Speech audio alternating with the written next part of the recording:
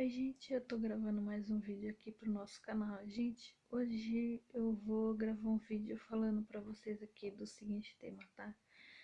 Porque que não é muito legal a gente ficar desabafando e falando da nossa vida e dos nossos problemas em qualquer lugar. Gente, eu vejo muita gente desabafando nos lugares. E eu reparo, principalmente quando a pessoa tá fragilizada, às vezes ela pega alguém na rua, um amigo, um colega. Muita gente não é amiga, muita gente é colega, né? E a pessoa, ela acaba, como é que eu posso dizer aqui pra vocês? Ela acaba, enfim, desabafando, achando que a pessoa vai compreender. Gente, a última coisa que a gente consegue é a compreensão. Sabe as coisas que geralmente a gente consegue quando a gente desabafa com um desconhecido? A gente consegue o seguinte: em primeiro lugar, ou é uma pessoa que não sabe lidar com a situação e vai te dar um conselho errado. Muita gente dá conselho errado, do tipo, a vida é assim mesmo.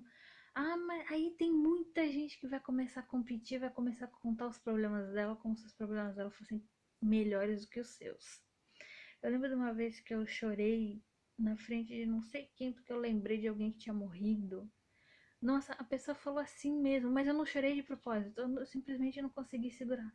A pessoa falou assim mesmo: todo mundo tem problema. Eu, oi? Você não pode mais chorar porque lembrou de alguém que morreu? Não, você não pode. Meu, nossa, eu não entendo como que as pessoas chegam a esse nível de insensibilidade, mas enfim, né?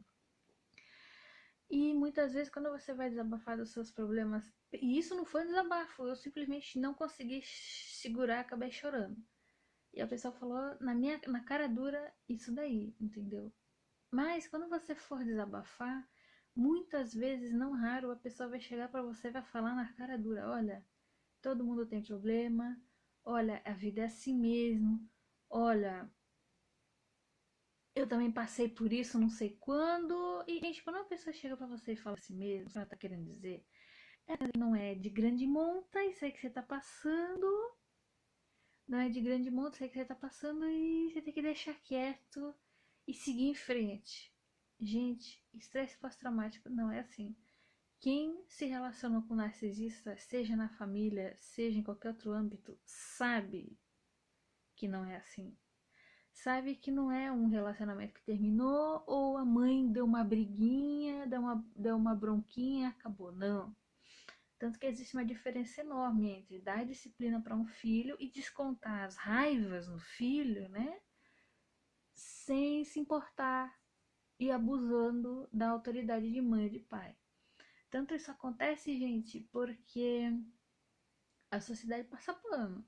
A sociedade fala: é sua mãe, tá tudo certo. Esses dias eu vi um relato de uma moça que ela foi abusada pela mãe e ela foi fazer denúncia no conselho tutelar. O pessoal do conselho tutelar simplesmente falou assim: ela aprendeu assim. Ela aprendeu que se deve educar batendo, então ela aprendeu assim. Gente, às vezes uma pessoa dessa, um menor desse, volta pra casa e é morto. Tem várias notícias aí de mãe, inclusive, facilitando estupro e venda de filho ou de filha para tráfico de droga, tráfico de órgão, tráfico de seres humanos para se prostituir, prostituição forçada, escravidão sexual, enfim. Tá cheio. Então parece que as pessoas só fazem alguma coisa depois que a coisa já aconteceu, principalmente quando se trata de pai e mãe, principalmente mãe. O pessoal passa muito pano para tudo que mãe faz, sexo feminino, né? Que a mãe na nossa sociedade ela é quase sacralizada. Gente, então se você for desabafar, se você for falar, principalmente se você ainda for muito jovem, as pessoas vão chegar lá e vão desacreditar o teu discurso. E tem um detalhe. Quando você tem um pouco mais de idade, quando você, por exemplo, já passou dos 25, dos 30, as pessoas vão te falar que você tem que trabalhar para sair da casa da sua mãe, ou elas vão falar que você, mas você já tem X anos, você tem que saber lidar com essa questão, sendo que filho de mãe narcísica, filho de pai narcísico, geralmente foi aleijado na sua psique. Por ter sido aleijado na sua psique, às vezes a pessoa tem uma determinada idade na RG que na vida cotidiana essa pessoa não tem.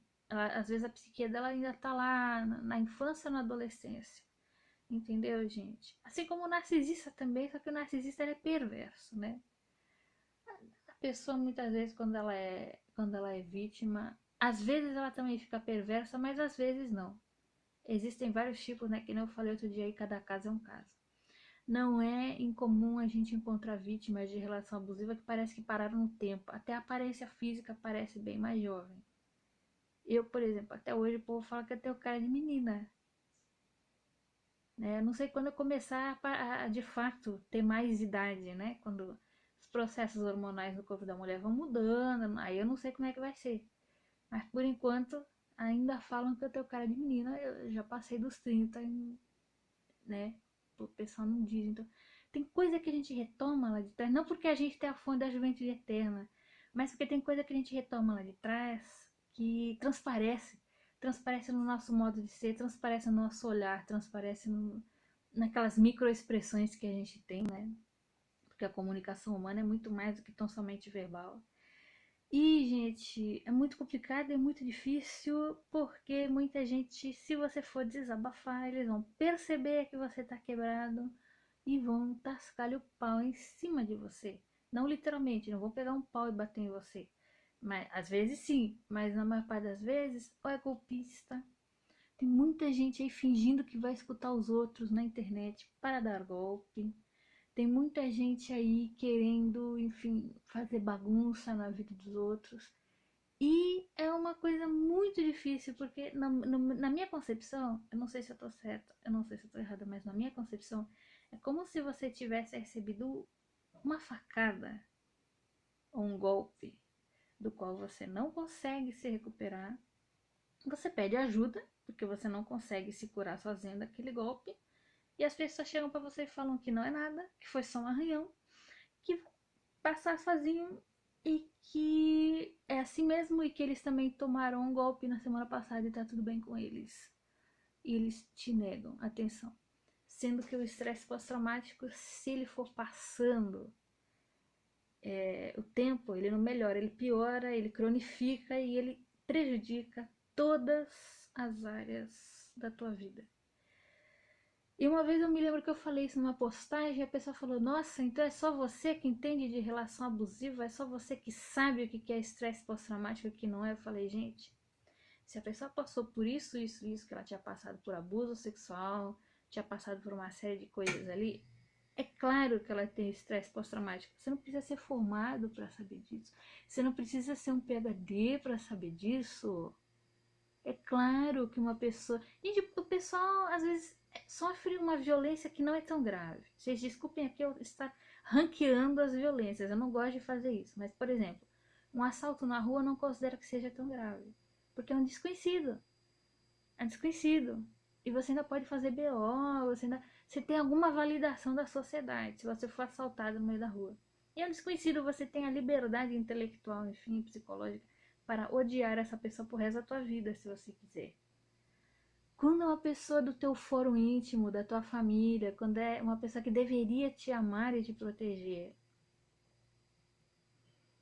e te fazer o bem, e essa pessoa prefere te fazer o mal, e a sociedade toda invalida, e isso não é uma ocorrência só. O assalto é traumático, mas é uma ocorrência só. Se o assalto já deixa a pessoa com estresse pós-traumático, se ir a uma guerra com inimigos declarados e definidos já deixa com estresse pós-traumático, você imagina passar por isso com pessoas que deveriam ser suas amigas, ou seus familiares, enfim, ou você passar por isso com pessoas que fazem isso dia após dia após dia, ano após ano, mês após mês. Não vai ficar com estresse pós-traumático? Você está sendo estuprada, vai pelo seu tio, pelo seu avô, pelo seu pai, pelo seu padrasto, que são pessoas do seu círculo íntimo que deveriam estar te protegendo. Isso não vai te deixar com estresse pós-traumático? É óbvio que vai. Não precisa ser nenhum PhD para saber que vai. E as pessoas todas invalidando, falando: Ai, mas você já tem mais de 30 anos. Não foi para mim, foi para a menina lá que sofreu, né? Ela tinha mais ou menos a idade que eu tenho hoje. E todo mundo reclamando até da postura que ela estava tomando ali. Mas, gente, Ela tem a postura de alguém que foi abusada. E eu me lembro que eu fiz um textão na época falando por que não se deveria cobrar certos tipos de atitude dela. E certas pessoas começaram a achar legal. Elas começaram a falar, gente, é verdade. É verdade o que essa moça tá falando, porque todo mundo até aí só tava metendo malho. Então as pessoas não entendem. As pessoas elas não entendem. Aí às vezes você vai, inclusive, num psicólogo. E ele também não te valida. Eu conto nos dedos os que me validaram até hoje. Os psicólogos e as psicólogas, né? Mas, gente, o que acontece aqui é o seguinte, olha só. Você, enfim, você tá em contato com alguém, né?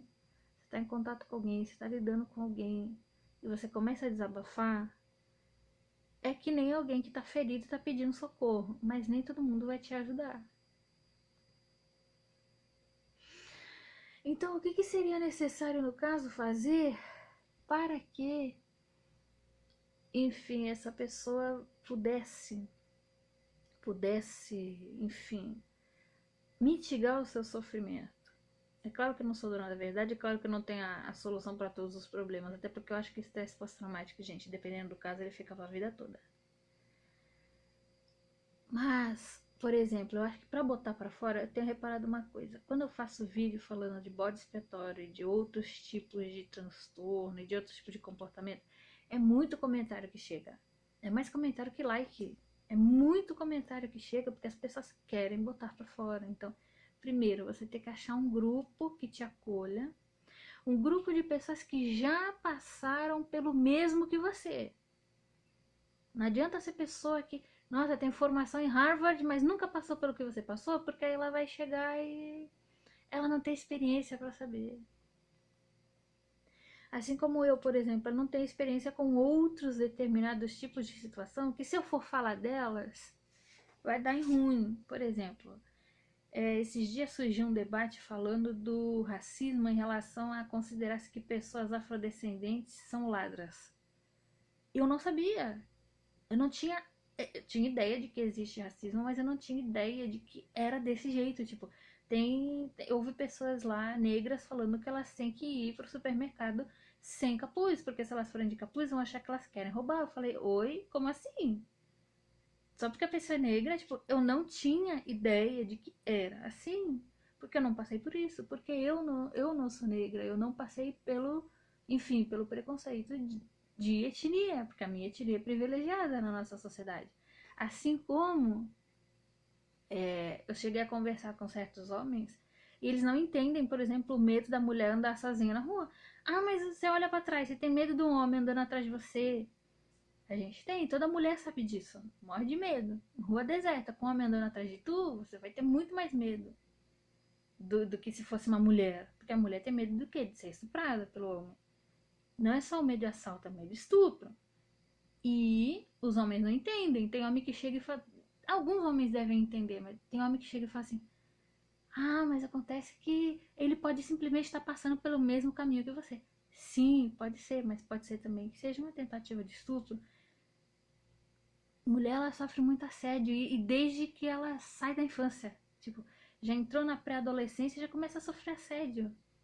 Quanta menina menor de idade que não conta de assédio. Eu tenho, como eu ganhei corpo muito cedo, os caras nem queriam saber se eu tinha 11, 12 anos, se eu parecia ter 16, então pode passar cantada pra cima. Eu sofri muito assédio na minha adolescência. E o que acontece, gente? Mas voltando aqui pro caso do narcisismo, né, do abuso narcísico, você tem que encontrar pessoas que passaram pelo que você passou.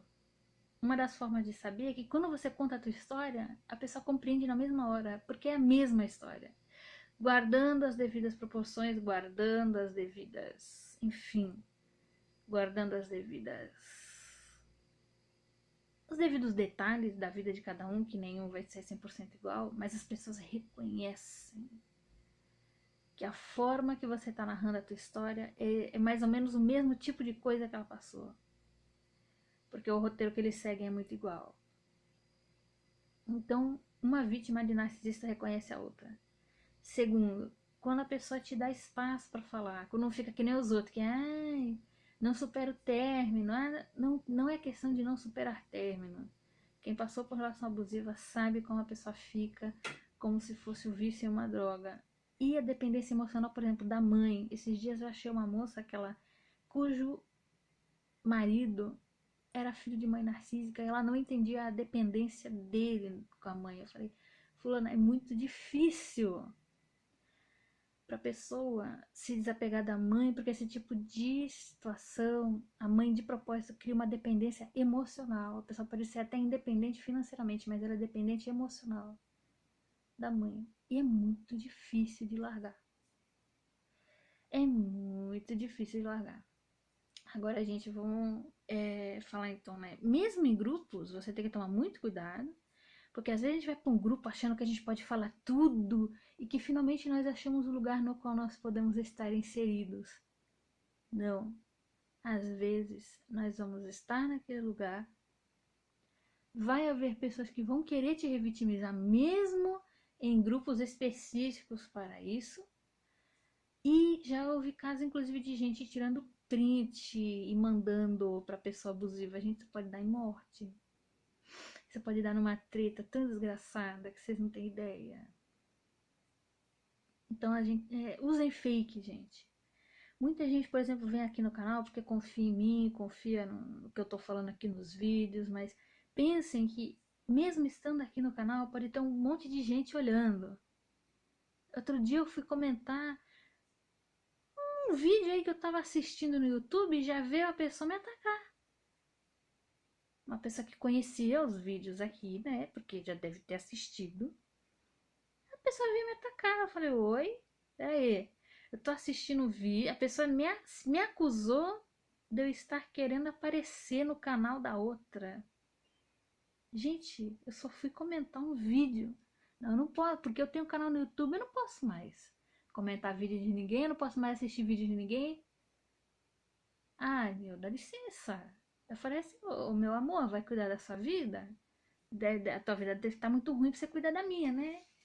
Mas vai ter gente, então tem olheiro em tudo que é lugar e a gente às vezes não tá nem sabendo. A gente acha que a gente tá num ambiente seguro e não tá. Então, gente, toma cuidado com isso, tá? Toma muito cuidado com isso. Vê direitinho aí como é que vocês vão fazer. Usem fake. Muita gente tem usado o perfil real para desabafar aqui. Se vocês se sentem seguros usando o perfil real, ok. Mas é uma dica que eu tô dando para vocês. Procurem usar perfil fake. Sei lá, cria um perfil com o nome do Batman. Cria um perfil com o nome do Pikachu, do Dragon Ball, do Vegeta, sei lá. Do personagem da novela. Já vi fake de novela também. Cria um fake do Patati Patatá, da Peppa Pig, do caramba que você quiser.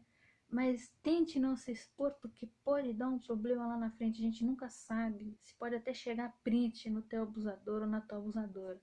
Principalmente se a relação é término recente. Ou se é mãe ou pai, ou tia, avô, avó. Porque aí a relação é mais difícil de romper, gente. Relação de família é muito mais difícil de romper. Então, gente, tentem usar fake. Ainda põe minha cara aqui, eu tô há 5 anos quase pondo a minha cara aqui, então tá certo. Mas eu aconselho vocês usarem fake. E principalmente quando for falar, gente, já me chegou relato, por isso que eu parei de postar relato. Gente, esse negócio de postar relato dá um trabalhão. E tem muita gente aí que não tá sabendo lidar com isso. Aí a pessoa chegou a me mandar relato com datas e nomes. Eu falei, oi, não, peraí, não posso citar isso aqui no canal.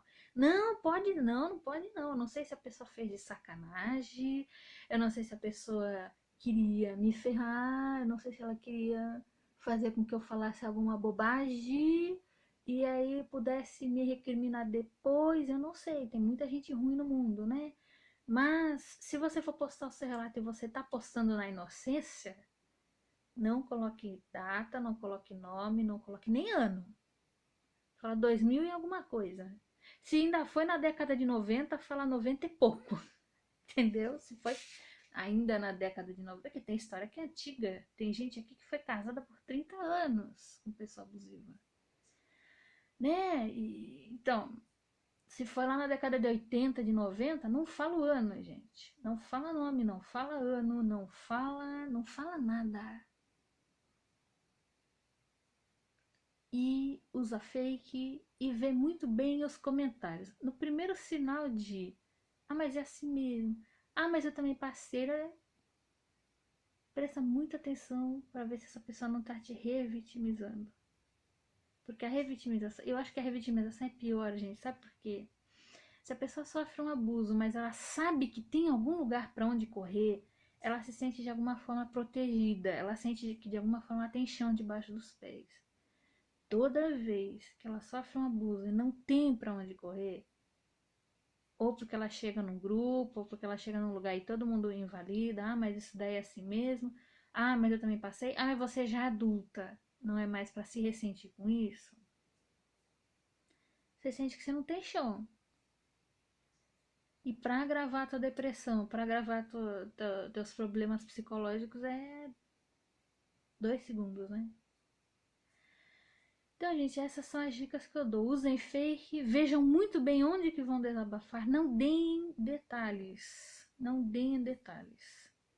Não deem detalhes. Que é para não parar print em mão de abusador. Você não sabe quem tá do outro lado. Grupos assim, gente, atraem muita gente ruim também. Por que atrai muita gente ruim? Porque tem gente que sente o sofrimento das vítimas como se fosse o tubarão sentindo o cheiro de sangue. Ele vai querer atacar. Então tem muita gente, inclusive, que eu vejo que tenta me testar, que tenta testar meus limites, que tenta ver se vai me provocar, que tenta ver se eu ainda tô frágil nesse ou naquele aspecto. Aí eu chego lá e não reajo ao que a pessoa quer, a pessoa me xinga, a pessoa me... Entendeu? Mas tem gente que não tá com estrutura psicológica para suportar isso. Então, usem fake, vejam bem o que vão falar. E eu acho assim que é muito importante que a gente dê esse apoio, porque, por exemplo, o canal aqui ele não é grande. Não é aqueles canais de 100 mil inscritos para cima. Mas é um canal que tem pessoas que assistem sempre. Eu já reparei que essas pessoas elas se sentem seguras ao estar aqui e elas sentem que elas estão sendo validadas. E que elas estão encontrando outras pessoas que passaram pelo mesmo, então elas estão dizendo umas para as outras: olha, a gente não é louca, a gente não é maluca, a gente não estava exagerando, porque tem outras pessoas que sofrem igual a nós. Mas para a gente alcançar isso, para a gente alcançar um grupo que seja seguro, a gente infelizmente tem que tomar uma série de precauções, porque também tem muita gente mal intencionada por aí. Gente, muito obrigada por mais essa atenção e até o próximo vídeo.